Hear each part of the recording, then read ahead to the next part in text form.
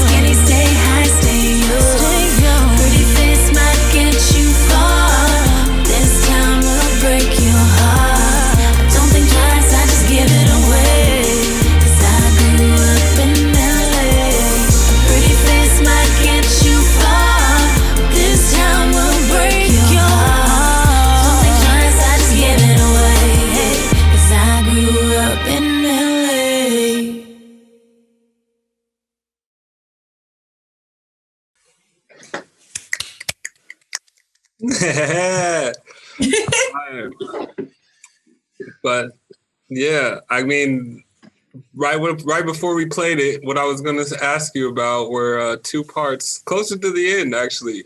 One was sort of vocal snippet where it's like either a phone call or like you just recording, talking, and it's sort of layered over. I was wondering just like about that, like just that part. Yeah, we were in the studio. That's me and Tim, and we were talking about like what inspired that song, you know, and why I wrote I Grew Up in LA and what LA means to me, you know, like because LA isn't just a city. to me. LA is like a person to me. LA is a relationship. It's so much more than a town. And so unbeknownst to me, he recorded it. And so for the bridge, he was like, what are you thinking for the bridge? I was like, I kind of want to do a little talking, but I'm not sure, what it would be. He's like, oh, you mean like this? I was like, okay. Smooth. Yeah. That definitely set the tone for like the next part that I was going to ask you about. But like, just like even what you were saying in that part, you said like you have to make your own game because that's the only way to win. Just like saying a lot of empowerment, sort of like fuck that boys club kind of shit that's been going on, and taking the reins, right? And like I really like that.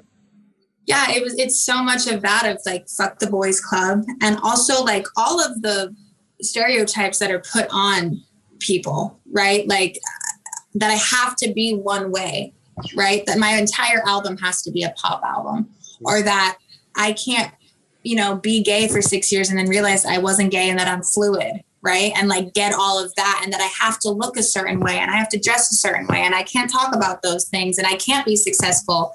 And it's like, no, I'm playing my own game. Like these are my roles, and what's meant for me will always be. So fuck what you have to say, essentially, and I don't have to be any which way to succeed. It's literally just up to me because I'm not going to take no for an answer.